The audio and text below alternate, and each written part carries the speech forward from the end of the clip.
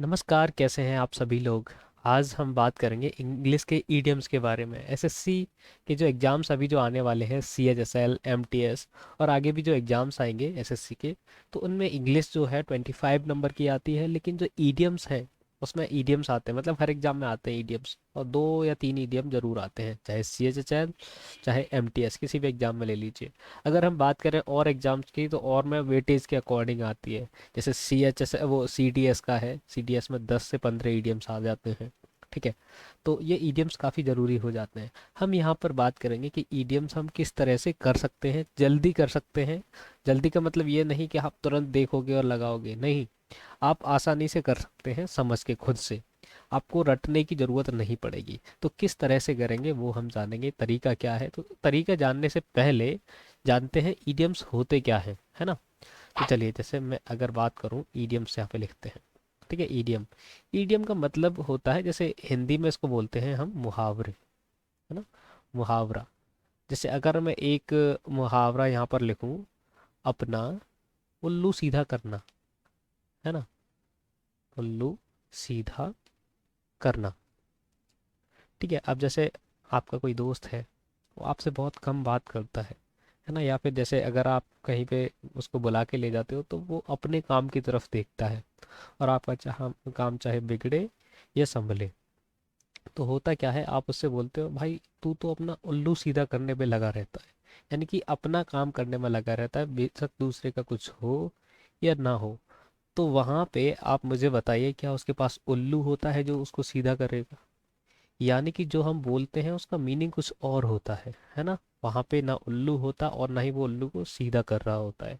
हम एक बात को कहने के लिए कुछ दूसरी बात कहते हैं, है ना, ताकि वो शब्द जो है, ये अपना उल्लू सीधा करना, इसका डायरेक्ट मीनिंग नहीं है, उल्लू से इसका कोई ताल्लुक नहीं है। ठीक ऐसे ही इंग्लिश में होता है ना।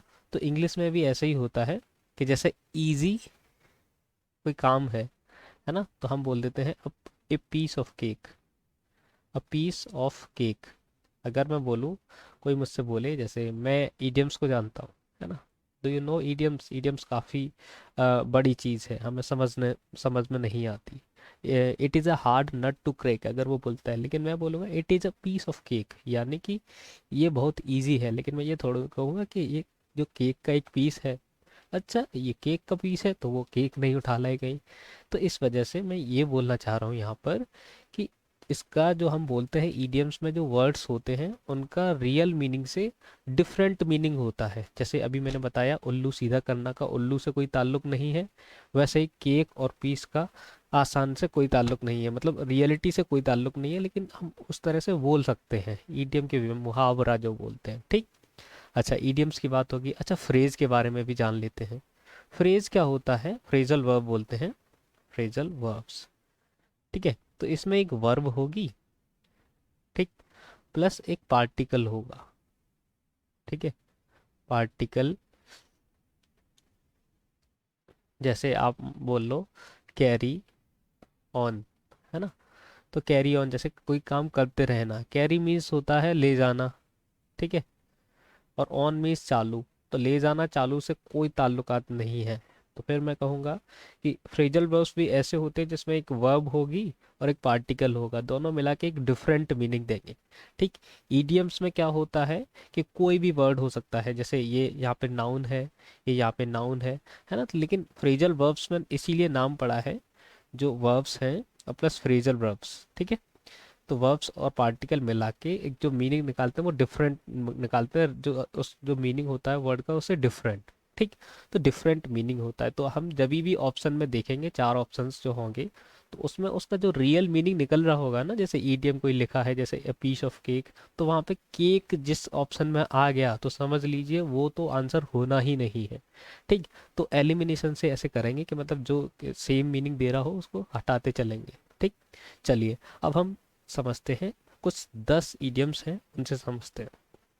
ये सेम जो पैटर्न है, सीएचएसएल का पैटर्न है, प्रीवियस ईयर के क्वेश्चंस है ये, तो वो मैंने लिए हैं। ठीक, सेम लिखा आता है, select the most appropriate meaning of the given idiom. यहाँ पे एक फ़ायदा ये है, वहाँ पे वो सीधे लिख देते हैं कि ये ईडियम है, है ना। आपको ये जानने की बिल्कुल भी ज़रूरत नहीं होती कि ये ईडियम है या फ्रेज है ना। वो खुद खुद ही लिख के देंगे कि ये ईडियम है, इसका मीनिंग ये चार जो है उनमें से कौन सा अप्रोप्रिएट मीनिंग है, यानी सही मीनिंग है। तो चलिए जानते हैं, पहला है जो living in a fools paradise. जो फूल के पैराडाइज में रहना, फूल मीन्स मूर्ख, है ना, मूर्ख के पैराडाइज मान लीजिए स्वर्ग, है ना, स्वर्ग।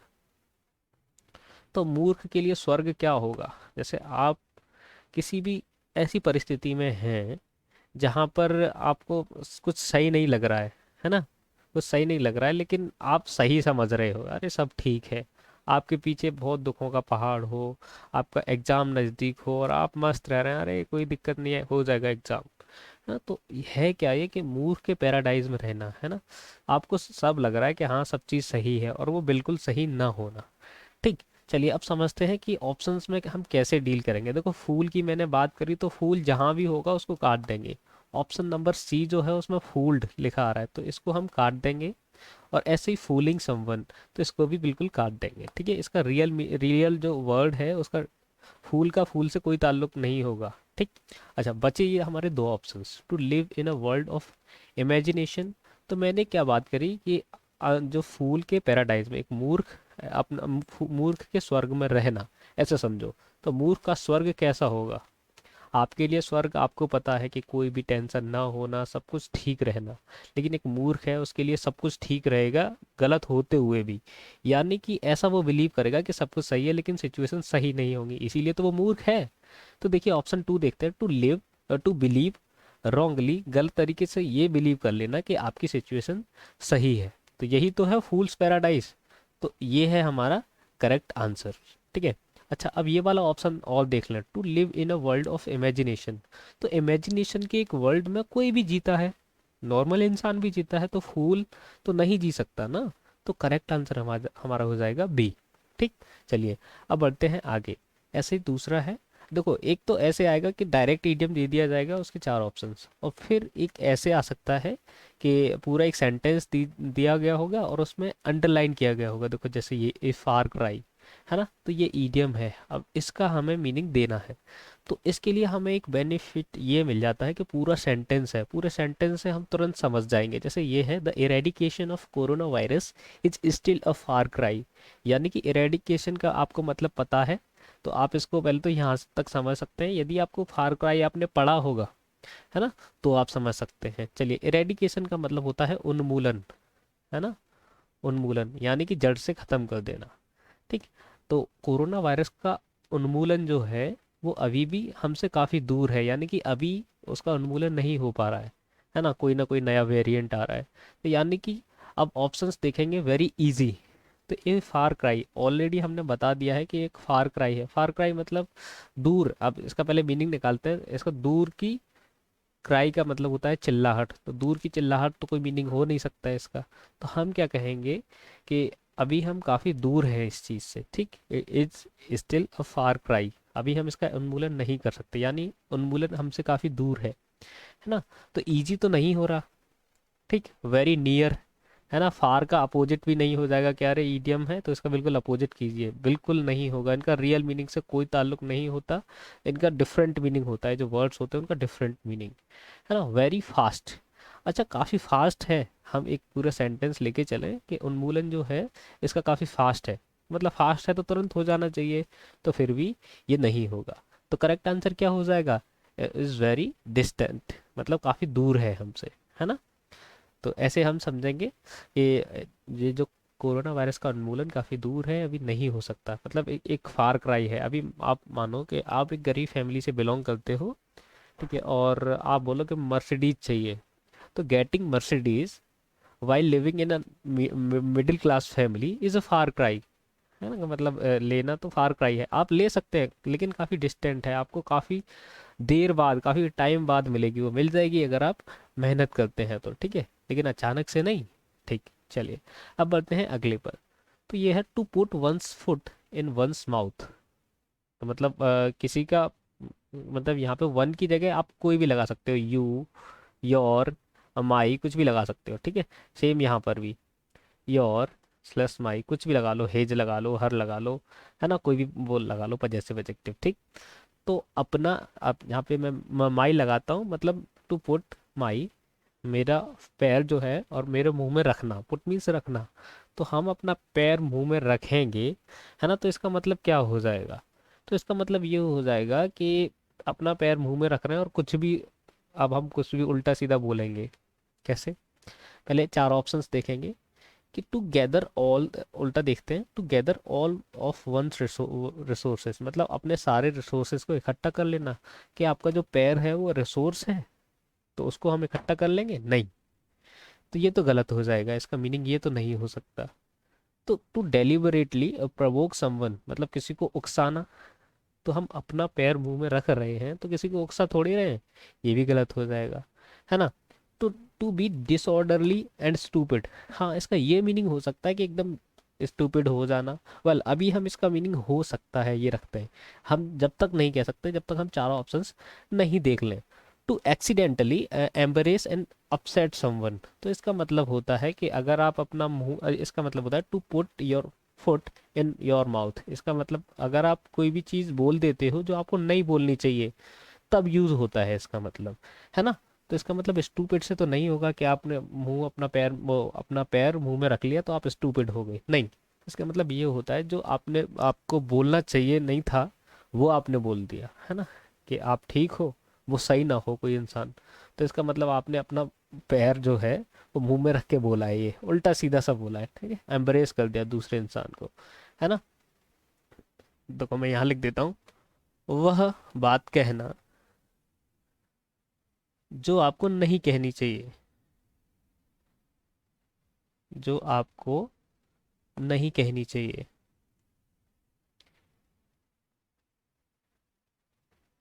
ठीक, ये हो जाएगा इसका करेक्ट मीनिंग।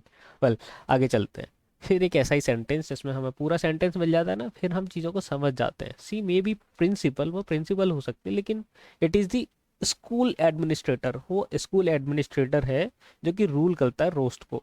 अब रूस्ट को मतलब, हमें रूस्ट का मतलब नहीं पता, कोई दिक्कत नहीं। रूल्स का मतलब शासन करता है, ये समझेंगे। लेकिन शासन करने से इसका कोई मतलब नहीं होगा, और देखो चारों में नहीं है, यानी कि वर्ड्स का एक्चुअल मीनिंग भी नहीं आ रहा। अब कैसे पता करें? तो वो अब हम बोलते हैं बेशक तुम प्रिंसिपल हो, लेकिन वो मैनेजर साहब होते हैं जो सबसे बड़े हैं कॉलेज में, हम ये तो बात बोल सकते हैं। तो अगर स्कूल का एडमिनिस्ट्रेटर होगा वही सब चीज़ संभालेगा। लेकिन रूल द रूस्ट का मतलब क्या होता है? जो प्रोमिनेंट मेंबर होता है ना, सबसे जो स्ट्रांग होता है ना, सबसे ग्रेट, पूरे ग्रुप में सबसे ज़्यादा जिसका वो चलता हो, जो सबसे इम्पोर्टेंट हो, है ना, तो उसको बोलते हैं रूल द रूस्ट। अच्छा हम एक चीज़ समझेंगे, जैसे रोस्टर होता है ना, रूस्टर को हम लिस्ट बोल देते हैं, है ना, लिस्ट। तो लिस्ट पे अगर आप रूल करेंगे, जैसे एक ये लिस्ट है, समझो, ऐसे ये लिस्ट है, तो लिस्ट में रूल करना मतलब शासन करना, तो सबसे पहले जो होगा वही शासन करना कर रहा होगा। जैसे जो टॉपर होता है ना, टॉपर होता है वही रूल कर रहा है भाई, ये तो है ना। जैसे अगर हम इलेक्शन की बात करें तो जो सबसे टॉप पे रहता है हर कॉन्स्टिट्यूएंसी में, जो टॉप पे रहता है वही तो रूल करेगा, है ना। तो रूल द रूस्ट, ऐसे रूस्टर रूस्टर समझ लेंगे, है ना। कोई लिस्ट है ना, तो लिस्ट में जो रूल करेगा, तो ऐसे हम समझ लेंगे, है ना, कि जो सबसे प्रोमिनेंट मेंबर होता है वो, जिसके पास सारी कंट्रोल रहती है, जिसके पास सारी कंट्रोल रहती है। तो ऐसा है ऑप्शन में, हाँ बिल्कुल है, करेक्ट आंसर ऑप्शन बी। बाकी सब ये क्यों नहीं है? इज डिपेंडेंट अपॉन हर, वही डिपेंडेंट हो गया, जो स्कूल एडमिनिस्ट्रेटर है वही डिपेंडेंट हो गया उस पर, कि यही डिपेंडेंट है ना। तो ऐसा भी बिल्कुल नहीं है, जब वो खुद ही सबसे बड़ा है, सबसे इम्पोर्टेंट है, तो वो दूसरे पे क्या डिपेंडेंट रहेगा, वो खुद कुछ कर सकता है। और यहाँ राइट या रॉन्ग की तो कोई बात ही नहीं आई है, इज प्रूव्ड राइट, तो ये तो नहीं होगा। इस टोटली सबमिसिव, सबमिसिव कैसा इंसान होता है, कि भाई तुमने ये बोल दिया ऐसा काम होना चाहिए, हाँ बिल्कुल होगा। तो सब में से तो कोई सर्वेंट हो सकता है, नौकर हो सकता है कि हाँ सर बिल्कुल हो जाएगा ये काम, है ना। तो वो होते हैं। तो कंप्लीट कंट्रोल में, ऐसे मैंने बता दिया, रूस्ट का मतलब, रूल द रूस्ट का मतलब सबसे इंपॉर्टेंट, एक ग्रुप में सबसे इंपॉर्टेंट हो जाना, जिसका सबसे ज़्यादा डोमिनेंस हो। ठीक, ये हो जाएगा। ठीक, चलिए आगे। Cot red handed, red handed मतलब रंगे हाथों पकड़े जाना। अब रंगे हाथों पकड़े जाना, यहाँ पे रंगे हाथों का मतलब हाथ से कहीं होगा मीनिंग, तो बिल्कुल हटा देंगे। रेड का कहीं भी मीनिंग आ जाएगा, बिल्कुल हटा देंगे। चलिए पढ़ते हैं ऑप्शंस को। कॉट, कॉट सब में है। Stealing, red objects like Apple and tomatoes, मतलब टमाटर और सेब जैसे ऑब्जेक्ट्स आप चोरी करते पकड़े गए तो वो लाल होते हैं, तो लाल से तो बिल्कुल कोई कनेक्शन है नहीं, पहला वाला तो होगा नहीं। अच्छा, रेड रिस्ट बैंड, मतलब आप पकड़े गए कि आपने रेड रिस्ट बैंड, जो हाथ की जो कलाई पे जो बैंड बांधते हैं ना, तो वो आपके पास है, आप पहने हो इसीलिए पकड़ लिया। नहीं भाई, रेड से कोई ताल्लुक नहीं होगा, डिफरेंट मीनिंग चाहिए जिसका हम जो सोच सकें, है ना। जैसे जैसे रेड हैंडेड, आप रंगे हाथों पकड़े गए, मतलब कुछ गलत काम कर रहे थे और पकड़े गए, उसका यही तो मतलब होता है। हमें हिंदी में तो पता है ना। तो हिंदी में अगर हम कहें भाई लाल टमाटर खाते पकड़े गए, तो पकड़ लिया, नहीं, गलत काम कर रहे थे आप, है ना। तो करेक्ट आंसर तो फिलहाल तो ये हो जाएगा, caught in the act of doing something illegal, आप कोई जो अवैध काम करते हुए पकड़े गए। वह लास्ट वाला और देख लेते हैं, caught with a hand covered in blood, आप ऐसे पकड़ लिए गए कि आपका जो हाथ है वो खून में रंगा था। ऐसा भी तो हो सकता है कि आपके हाथ आपके खुद से लग गया हो खून, तो आप कैसे पकड़े जाओगे रंगे हाथों, है ना। तो फिर भी ये खून का और लाल से वो मीनिंग डायरेक्ट दे रहा है, तो इसका भी मीनिंग नहीं होगा, है ना। रंगे हाथों पकड़े जाना यानी कि कुछ गलत काम करते पकड़े जाना। ठीक, तो करेक्ट आंसर हमारा हो जाएगा ऑप्शन नंबर सी। ठीक, ऐसे समझेंगे। फिर आगे है टू बी ऑल ईयर्स, मतलब all years, I am all years, जैसे मैं आपसे बोलूँ कि आप जो भी आपका डाउट है वो आप मुझे बताइए, आई एम ऑल ईयर्स, मैं सुनने को तैयार हूँ, अच्छे से तैयार हूँ, है ना। तो इसका मतलब ये तो नहीं होगा, ईयर से तो कोई मतलब नहीं होगा, तो पहला काटेंगे, है ना। To have extra large ears, मतलब ज़्यादा बड़े कान हो जाना, तो पी के हो जाते हैं क्या, नहीं है, तो ऐसा तो है नहीं। वेल, आगे देखते हैं, to be inquisitive and curious, के बाद आपको जिज्ञासा हो रही है, मतलब जिज्ञासा अगर किसी भी बात की हो रही है तो जिज्ञासा आपको कुछ करने की भी होती है ना। जरूरी थोड़ी है सुनने की ही जिज्ञासा हो, तो इसका सुनने से तो कोई मीनिंग यहाँ पे नहीं आ रहा है, तो इसको हटा देंगे। ठीक, फिर देखेंगे ये दो बचे, लास्ट वाला और देख लेते हैं। टू बी इम्पेशेंट, इम्पेशेंट मतलब आप पे रुका नहीं जा रहा, तो रुका नहीं जा रहा तो बहुत सारी चीज़ों को करते हुए भी नहीं रुका जाता हम पे। जैसे मान लीजिए अभी कोई मूवी लगी है ना, तो आपको देखे बिना नहीं रुका जा रहा, आपको पॉटी लगी है तो उसको करे बिना नहीं रुका जा रहा। ठीक, तो बहुत सारी ऐसी चीज़ें होती हैं जिसके पीछे हम इम्पेशेंट हो जाते हैं। जैसे कोई भी नया जो ऐप लॉन्च हुआ तो आपको इंस्टॉल करे बिना नहीं रुका जा रहा, तो इम्पेशेंट का यहाँ पे ऐसे मीनिंग तो नहीं होगा। वेल, हम यहाँ पे बता रहे हैं ऑल ईयर्स, ईयर्स का रियल ईयर से कोई मतलब नहीं होगा, सुनने से मतलब हो सकता है। To be ready and eager to listen, मैं बिल्कुल तैयार हूँ, है ना, सुनने के लिए, तो ये करेक्ट आंसर हो जाएगा। ठीक है, मैं आतुर हूँ सुनने को, हिंदी में बोले तो।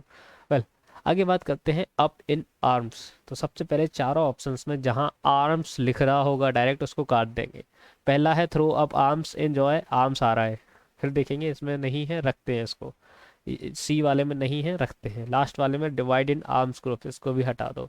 बचे हमारे दो दो ऑप्शंस, तो इसका आर्म्स का मतलब आप फाइटिंग से ले सकते हो, बिल्कुल ले सकते हो, है ना। और फिर नीचे एंग्री से, अब कैसे ले सकते हैं, give up fighting and surrender. Up in arms का मतलब कर रहे हैं कि आपके हाथ ऊपर है, तो हाथ ऊपर का मतलब आप इससे ले जा रहे हो, कि किसी ने बोल दिया हैंड्स अप, तो आप उससे ले जा रहे हो, है ना। हम बोल रहे हैं अप इन आर्म्स, तो आपको बहुत गुस्सा आ रही है ना, तो गुस्सा से है इसका मीनिंग, करेक्ट आंसर ये हो जाएगा। और इसका मीनिंग आप जो बोल रहे हैं ना, वो लोग बोलते हैं हैंड्स अप, हैंड्स अप, है ना। तो हैंड्स अप बोलते हैं ना, तब हम हाथ ऊपर कर देते हैं वो छोड़ के। और इसका एक और मीनिंग होता है रिट्रीट, है ना, रिट्रीट, ये मीनिंग होता है। ठीक, बाकी हैंड्स अप होता है अप इन आर्म्स को हैंड्स अप से कंफ्यूज ना करें, तो अप इन आर्म्स का एकदम गुस्सा आता है तो एकदम हाथ ऊपर करना ऐसे कुछ करके, ठीक है, ऐसे समझते हैं। ठीक, ऐसे आ गया। वेल, अगले बात करते हैं stir up the hornets nest, मतलब क्या करना है कि आपने जो हॉर्नेट होती है, जैसे कोई भी मान लीजिए मधुमक्खी, मधुमक्खी के आप छत्ते को अगर हाथ लगाएंगे, स्टर का मतलब आपने देखा है, जैसे आपने कोई रेसिपी बनाते हुए वो देखा होगा कि आप थोड़ी देर इसको स्टर करो, मतलब इसको घुमाओ, चलाते रहो, है ना। तो अगर आप मतलब उसको डुलाते रहो ऐसे करके, है ना, तो अगर आप स्टिर कर देते हो उसको, हाथ डाल के उसके छत्ते में इधर उधर घुमा दोगे, तो मतलब सारे बाहर निकल आएंगे, जो भी मधुमक्खियां होंगी वो सब बाहर निकल आएंगी। तो आप बच जाओगे क्या? आप नॉर्मली जा रहे हो और मधुमक्खी का छत्ता पड़ा, आप उसमें उंगली अगर करोगे तो वो आएंगी बाहर, काटेंगी आपको, एकदम अच्छा हेल्दी बना देंगे। ठीक। तो इसका मतलब आप क्या कर रहे हो, एक परेशानी को खुद से प्रवोक कर रहे हो, है ना? तो पहली बात ऑप्शंस में देखते हैं कि नेस्ट कहाँ पे, जैसे नेस्ट का मीनिंग है, इन वर्ड्स का अगर डायरेक्ट मीनिंग जैसे स्टिर कहीं पे लिखा आ गया तो बिल्कुल उसका मीनिंग तो हो ही नहीं सकता। तो नेस्ट यहाँ पे लिखा आ गया, इसका मतलब भी नहीं हो सकता। तीन चीजें बची। अब हम अगर किसी मधुमक्खी को छत्ते को स्टिर कर रहे हैं, मतलब कोई उसको बिगाड़ रहे हैं, उसको छेड़ रहे हैं, तो वो हमें काटेंगी। अगर आप किसी को किसी प्रॉब्लम को जैसे आप मान लीजिए कि तालिबान जो है, ठीक है, तो आतंकी है, आतंकी अभी कुछ भी नहीं कर रहे हैं, आराम से न्यूट्रल पड़े हुए हैं, और आप उनसे बोल देते हो, उन्हें भड़का देते हो, है ना?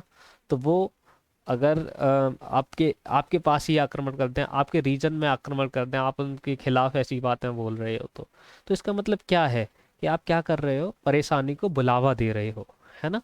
तो बुलावा दे रहे हो, तो इसका मतलब ये मत समझिए ना call for dialogue. Call for का मतलब होता है, मैं यहाँ लिख देता हूँ, कॉल फॉर का मतलब होता है नीड, जरूरत होना, किसी चीज की, नीड समथिंग, है ना? तो किसी चीज की जरूरत होना। और डायलॉग मीन्स संवाद, डायलॉग का मतलब होगा संवाद, है ना? तो दो दो लोगों के बीच संवाद, जब नीड की जरूरत होती है संवाद की, तब उसके लिए कॉल फॉर डायलॉग इसका मतलब होता है। तो भाई हम मधुमक्खी के छत्ते में हाथ डाल रहे हैं, यानी कि किसी को मतलब किसी परेशानी को बढ़ा रहे हैं, तो इसका मतलब हम संवाद थोड़ी करेंगे उससे। संवाद का मतलब ये होता है कि मान लीजिए अभी बोरिस जॉनसन आए मोदी जी से मिलने, तो उन्होंने एक संवाद, तो उन्होंने कोई प्रॉब्लम तो क्रिएट नहीं करी, तो इसका मतलब ये तो नहीं होगा। करेक्ट आंसर हमारा हो जाएगा प्रवोक ट्रबल, है ना? परेशानी क्रिएट कर देना, तो आप क्रिएट कर देते हो, है ना? मतलब अगर आप मधुमक्खी के छत्ते में हाथ डालते हो तो आप खुद के लिए परेशानी क्रिएट करते हो। सेम ऐसे ही अगर आप किसी के लिए प्रॉब्लम क्रिएट करते हो तो आप वहाँ पे इडियम लगा सकते हो। ठीक। आगे बढ़ते हैं। अब पीस ऑफ केक, जो कि मैंने शुरू में बताया था, अब पीस ऑफ केक का मतलब होता है बहुत ही इजी चीज़। ठीक है, करेक्ट आंसर तो ये हो जाएगा, मैंने पहले ही बता दिया था, है ना? चलिए लास्ट बात करते हैं, actions speak louder than words. Actions बताती हैं वर्ड्स से ज़्यादा, है ना? अगर आप, कोई इंसान है कि मैं ये कर दूंगा वो कर दूंगा, बैठा है कुछ नहीं कर रहा है, जीवन भर वो बोलता ही रहेगा, कुछ नहीं करेगा। और कुछ इंसान ऐसे होते हैं जो एक्शन लेते रहते हैं और बोलते कम है। हम्म। कुछ लोग ऐसे होते हैं बिल्कुल चुप से रहेंगे, लेकिन वो एक्शन अच्छी लेते हैं, है ना? कोई भी काम करते हैं वो कर डालते हैं, बोलते नहीं है। तो जो आप काम कर रहे हो उससे ही तो जाने जाओगे, या फिर आप अपनी बातों से जाने जाओगे? हम्म। अगर आप यहीं पे बोलो कि आप पाकिस्तानी इतने लोगों को मार दूंगा मैं, ये कर दूंगा वो कर दूंगा, और एक आप बॉर्डर पे देखिए जो हमारे जो जवान होते हैं वो शहीद हो जाते हैं, तो हम उनको असली जवान कहेंगे, या घर बैठा जो जो बक बक कर रहा है कि मैं ये कर दूंगा वो कर दूंगा, उसको आप असली बोलोगे? असली तो वो है ना जो कुछ कर रहा है ना? तो actions speak louder than words, आप बोल सकते हो अगर कोई ऐसे बोलता है, अब ऐसी बातें बनाता है, कुछ करता नहीं उसके लिए, है ना? हल। तो अब देखते हैं ऑप्शंस को। What you do reveals the real you, जो भी तुम करते हो उससे पता चलता है आपकी असलियत। तो करेक्ट तो हमारा यही हो गया, है ना? बाकी अब चार देख लेते हैं, ये सही क्यों नहीं है, ये डील करते हैं। What you don't say is what you are, जो चीज़ तुम नहीं कहते हो वो तुम इंसान हो। नहीं, ऐसा तो नहीं कह सकते। जैसे मान लीजिए मैं ये नहीं कहता कि मैं एक्टर हूँ तो मैं एक्टर हो जाऊंगा, तो इसका तो कोई ताल्लुकात नहीं है, तो ये ऑप्शन नहीं हो सकता। वेल, आगे बात करते हैं, what you can see may not be true, जो तुम देखते हो वो सच नहीं हो सकता। तो इसका मतलब एक्शन से तो कुछ है ही नहीं। अगर मैं जो चीज़ देख सकता हूँ वो सच नहीं हो सकता, जरूरी थोड़ी है कि अगर मैं देख रहा हूँ कि पानी बह रहा है तो ये सच नहीं हो सकता। तो ये फालतू का ऑप्शन है, गलत है। वेल, आगे बात करते हैं, what you do is your own business, जो भी तुम करते हो वो आपका काम है। तो इससे क्या मतलब निकल रहा है, इससे तो ये मतलब थोड़ी निकल रहा है कि एक्शंस ज़्यादा बोल, एक्शंस बताते हैं आपको असलियत, आपकी असलियत, तो ये भी नहीं बता रहा ऑप्शन, है ना? तो हमें ये चीज़ सोचनी होगी। ठीक। जैसे हम बात करते हैं अपना उल्लू सीधा करना, है ना? तो आप अपना उल्लू सीधा करते हो, अपना काम निकालते हो, वहाँ पे उल्लू से कोई मतलब नहीं होता। वैसे ही जैसे जो नेक्स्ट वाला अभी हमने देखा था उससे भी कोई मीनिंग नहीं होता। ठीक है। अब आपके लिए एक होमवर्क है, यहाँ लिख देता हूँ। होमवर्क आपके लिए ये है, चाहे आप अभी कर लो या बाद में। ठीक। तो उसमें ये है, आपको कमेंट बॉक्स में यूज़ करने हैं, है ना, मिनिमम 2 इडियम्स, है ना, सेंटेंस बनाना है आपको। ठीक है। कमेंट बॉक्स में आपको कमेंट करनी है और आपको सेंटेंस बनाने हैं इन इडियम्स को यूज़ करके, मतलब एक इन इडियम्स को यूज़ करना है अपने सेंटेंसेस में। इनको एक बार ट्राई करके देखिए, गलत बनेगा कोई शर्मिंदगी वाली बात है ही नहीं, लेकिन आप कोशिश नहीं करोगे, ये सबसे बड़ी आपके लिए शर्मिंदगी महसूस करने वाली बात है। आप कोशिश कीजिए, गलत बनेगा कोई दिक्कत नहीं, लेकिन सही भी बनेगा। जब तक गलती नहीं करेंगे तब तक कैसे होगा। वेल, अगर आप इस वीडियो की, अगर इस पीडीएफ चाहते हो इसकी, तो आप टेलीग्राम पे जाइए और एग्जाम नर्ड सर्च कीजिए, है ना, तो आपको ये चैनल मिलेगा और उसका लोगो ये होगा। वहाँ पे जाइए, आप ये पीडीएफ वहाँ से देख सकते हैं। बाकी फेसबुक, ट्विटर, इंस्टाग्राम सब पर हम अवेलेबल हैं। ठीक है। धन्यवाद, पढ़ते रहिएगा, अपना ख्याल रखिएगा।